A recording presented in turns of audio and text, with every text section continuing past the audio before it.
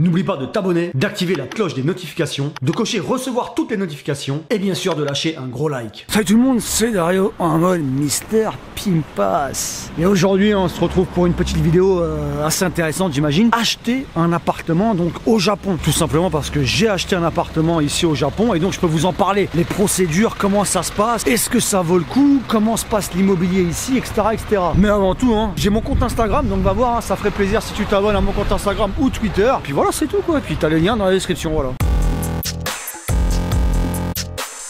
Alors, déjà pour trouver un appartement ici, ça a été assez difficile parce qu'il faut trouver le bon rapport qualité-prix, on va dire. J'aime beaucoup chercher dans les détails, vraiment pour louper aucune offre. Donc j'allais sur les sites de vente japonais et, alors ça c'est toujours mieux, j'ai fait appel aussi à mes contacts. Si tu as des contacts, un privé, des potes, c'est toujours une grosse aide. Les contacts, quand ils sont pas tombés du ciel, je me les suis entre guillemets fabriqués en 12 ans de Japon, donc c'est pas comme ça que ça se vient. Tu leur dis exactement ce que tu recherches, combien tu veux mettre max et dans quel objectif tu veux prendre l'appartement ou la maison ou whatever. Alors si c'est pour toi, bon bah tu t'en fous, c'est pas pour faire du business, c'est pour vivre dedans. Par contre, si c'est pour faire du business, alors là ça va être très important de faire attention au taux d'intérêt. C'est comme partout, c'est comme en France. Et c'est là qu'on arrive à combien en général est le taux d'intérêt possible à obtenir pour un appartement en tant que particulier, et non pas agent immobilier. Je suis pas un agent immobilier. Alors on appelle ça le limawari. Limawari, c'est donc le taux d'intérêt. Quand dans un site, il y a At Home, il y a Sumo aussi qui sont des gros sites, et Homes, c'est les 3 plus gros sites. Tu as un taux d'intérêt qui est affiché dans l'annonce. Il faut savoir que ça, c'est toujours le taux d'intérêt qui est en brut. Donc moi, ce que je fais, c'est important. Je calcule tous les frais à chaque fois que l'appartement va me coûter une fois que je l'aurai acheté. C'est-à-dire les taxes, les frais d'entretien, c'est les charges par mois, parce qu'en tant que propriétaire, tu payes des charges. Tous les frais, je les calcule et là je calcule combien va être en net mon taux d'intérêt. Et en général tu es choqué parce que par exemple un taux d'intérêt on va dire par mois à 7%, c'est écrit sur le site, ok. Tu te retrouves après avoir retiré tous les frais avec un taux d'intérêt à 4,5 ou à 5. Donc tout de suite c'est tout pourri, t'as pas envie de l'avoir. Enfin moi ça m'intéressait pas. Mais à savoir, en général pour un particulier un bon taux d'intérêt en net c'est 5%. Mais tu me connais casse-cou comme je suis, 5%, je me suis dit attends, moi je veux minimum, parce que je sais que c'est difficile, minimum 6%. Donc j'ai fait mes recherches, j'ai cherché comme un ouf. Et là, j'ai trouvé un appartement. Alors, il y a souvent de la chance aussi. C'est-à-dire que comment j'ai trouvé cet appartement, à un moment donné, moi, l'objectif, c'était de le mettre en location. Un appartement pour faire de l'argent, pas pour vivre dedans. Et comment tu peux aussi avoir les bons timings, parce que c'est important aussi dans ce genre de business, dans l'achat, dans la vente ou dans la location, c'est de toujours être à l'affût et d'appeler dès que tu as une petite annonce qui t'intéresse. Et là, j'ai appelé une annonce à un moment donné et je me suis retrouvé, le mec m'a dit, ah désolé, l'appartement, il a été vendu direct ce matin, blablabla.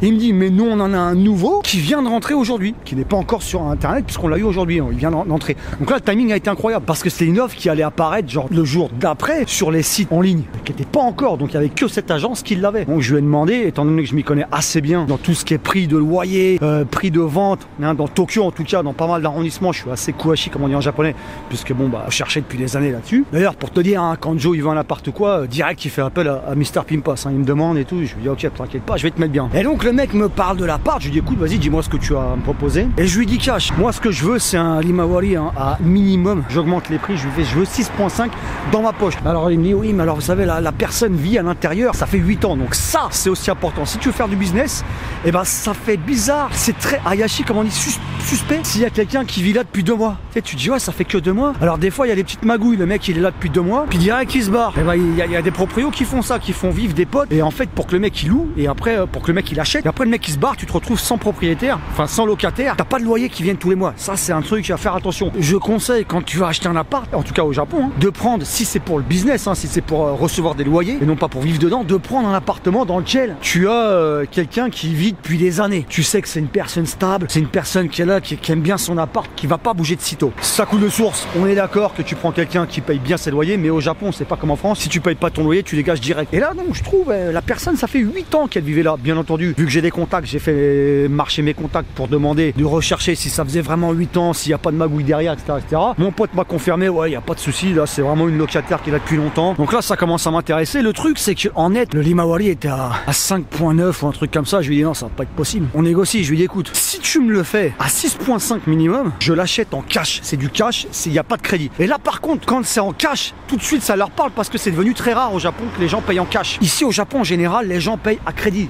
Donc, dès dès que tu arrives en cash, tu as une puissance, tu as un poids beaucoup plus élevé que les autres. Ils se disent ah ouais, en cash, sérieux? Je dis ah ouais, en cash, c'est direct. On va pas tergiverser je sais pas quoi mes couilles. Tu réussis à négocier avec tes supérieurs un 6.5 minimum et on signe le contrat, il n'y a pas de souci. Il me dit ah Dario-san, tu sais, blablabla. Je fais ouais, bon écoute, on se voit. Et je lui dis écoute bien, eh bien on va faire mieux que ça. Tu me fais un minimum 6.6 et je signe le moche commis qui veut dire tu t'engages à prendre la part. Je lui dis écoute, je m'engage maintenant, je fais le moche commis. Il me dit ah oui, donc là tout de suite il va passer un coup de fil, il en a pour une demi-heure parce qu'il appelle ses supérieurs et tout. Parce qu'en général, on se voit dans un café pour faire une transaction comme ça. On peut aller dans leur agence, mais vu que c'est loin, tout dépend des agences que tu trouves. Et puis on est là, on fait la négociation. En ce qui me concerne, ça s'est passé dans un Starbucks. Les Starbucks au Japon sont assez pimpés, je t'avouerai. Et konbawa. Ima wa ne, nanda, Nihon de.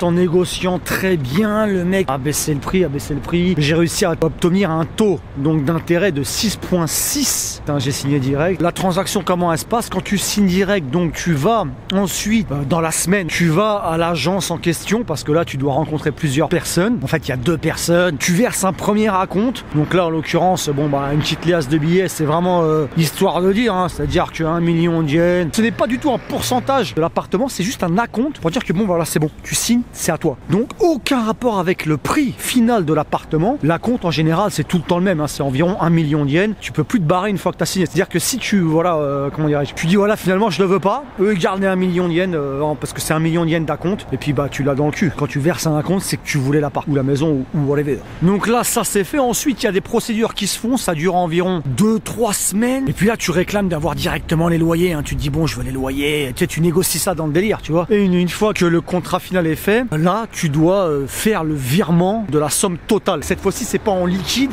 cette fois-ci c'est par virement bancaire parce que c'est une grosse somme. Quand tu payes en cash un appartement, on est d'accord que tu vas pas arriver avec ta mallette, hein, encore une fois. Voilà comment ça se passe. Tu fais le virement, dès qu'ils ont les sous, tu revois les mecs et là ils te passent les clés, hein, officiellement. Donc tu es propriétaire officiel, hein, les loyers te sont versés sur ton compte en banque. Tu dois ensuite, tu reçois un dossier énorme, hein, c'est un truc de fou. Bon là je l'ai pas sur moi, il est à la maison, mais bon.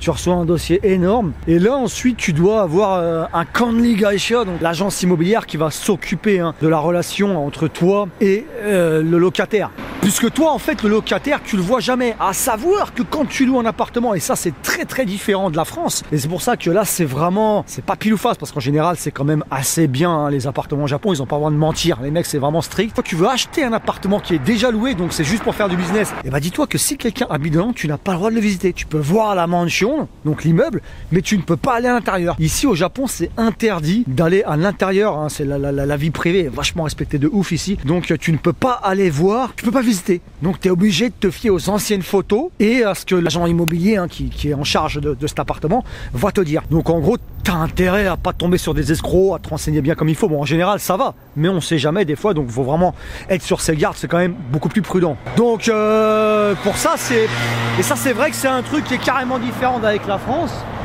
parce qu'en France paraît-il que tu peux, hein, quand tu vas acheter un appartement, un bien, aller visiter même si quelqu'un habite dedans. Le truc de fou là, Yamamoto Line, tu vois ici qui passe.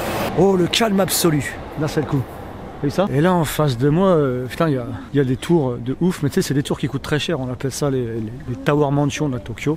Et les Tower Mansion ça coûte très cher. Je suis pas très fan parce que la hauteur et moi ça fait 2, mais ça a la cote ici. Donc là moi ce que j'ai fait pour le coup c'est que j'ai laissé le Kanri, donc la charge de l'appartement, hein, qui va gérer la connexion entre la locataire, parce que c'est une locataire et moi, à mon pote, agent immobilier. Et donc lui tu lui payes une somme tous les mois, hein, qui est, tout dépend du prix de l'appartement, un certain pourcentage, mais en général ça coûte pas cher. Et après tu as plus qu'à encaisser tous les mois, hein, ton loyer, moins les charges que tu vas payer, parce que tu as les charges de l'immeuble, d'entretien d'immeuble, tu vois, tu fais partie des propriétaires de l'immeuble, donc maintenant toi en tant que propriétaire tu vas payer des charges bien entendu, mais c'est quand même un bon bénéfice, hein, 6,6%, c'est assez énorme, hein, dans Tokyo pour un particulier. Autre truc très important que j'ai failli oublier, c'est un truc de fou, de moi ça faisait partie de mes kodawari comme on dit, c'est-à-dire mes conditions d'achat, c'est que tu dois prendre un appartement d'après 1982, on appelle ça Shintaishin. En fait si c'est avant 1982 c'est Kyutaishin, auquel cas c'est aux anciennes normes de tremblement de terre, donc au niveau de la construction pour la sécurité de tremblement de terre c'est aux anciennes normes. Ce qui veut dire, alors là c'est un truc de fou, c'est que tu as plus de risques que s'il y a un gros tremblement de terre, ton appartement il se casse les dents. Et là, c'est chaud. Autant pour une location, même si moi perso je prends que du Shintaishin, mais autant pour une location, vu que c'est pas à toi, bon ça va si tu trouves un truc et que ça te plaît vraiment et que c'est pas cher, etc. Parce que c'est beaucoup moins cher quand c'est Kyutaishin. C'est énorme tremblement de terre. Bon bah je peux comprendre, enfin ça peut se faire. Mais autant quand c'est pour de l'achat, on appelle ça bye-bye. Location, on appelle ça Shintai. Donc si c'est pour du bye-bye, franchement je conseille pas du tout. Enfin moi, en ce qui me concerne, j'ai pris du du Shintaishin, donc après 1982, aux nouvelles normes de tremblement de terre. Et là, tu es plus safe au niveau de, tout simplement, de la solidité, hein, de la construction des fondations par rapport au tremblement de terre. Parce que c'est trop risqué, hein, il suffit qu'il se passe un truc et c'est terminé. Même si souvent on dit que s'il y a un tremblement de terre qui pourrait un jour sur Tokyo détruire des immeubles ancienne version, c'est qu'à mon avis, si c'est à cette puissance-là, ça peut tout ravager. Mais quand même, à une époque, c'était vers Osaka en 96, quand il y avait eu un très très gros tremblement de terre, il y a eu beaucoup plus, quasiment que des immeubles Kyutaishin qui ont été démolis, plus que des Shintaishin. Donc ça veut quand même dire que bon, il n'y a pas photo, c'est beaucoup plus costaud. So. C'est marrant parce qu'avant au Japon, quand il y a 4 ans je faisais des trucs comme ça, des petits vlogs et tout, tout le monde me regardait avec des yeux d'extraterrestre, genre qu'est-ce qu'il fout. Et maintenant au Japon ça commence à être connu comme en France, YouTube, et maintenant les gens savent tout de suite. Ça fait 2 fois dans la vidéo, hein, comme tu as pu le voir, on m'arrête en me disant ah YouTube, tu vois, ça fait. Avant c'était pas comme ça. Donc ça c'est pour la solidité la safety on va dire de l'appartement. Et je crois que j'ai tout dit, dans mes choix d'achat, etc., dans mes conseils de comment acheter un appartement à Tokyo. Parce que là en fait j'ai fait la vidéo comme d'habitude sans la préparer, hein. C'est juste que je parle de mon expérience là. J'ai rien écrit sur un paplard, donc il est possible que j'oublie des trucs. Auquel cas donc voilà, c'est fini pour cette vidéo, hein, en tout cas sur acheter un appartement au Japon, en l'occurrence en ce qui me concerne à Tokyo. Bah si t'as kiffé la vidéo, hein, je t'invite à mettre un max de likes, comme d'hab, hein, tu bombardes. Tu me dis ce que t'en as pensé en commentaire. Et si tu veux voir la suite qui s'appelle vendre un appartement à Tokyo, il y a aussi une suite, hein, si vous êtes intéressé, eh bien ouais, vous me le faites savoir en commentaire et vous bombardez 1000 likes, hein, on y va. Et puis il y aura la suite qui sera assez pimpée, tu t'en doutes. Allez, ciao.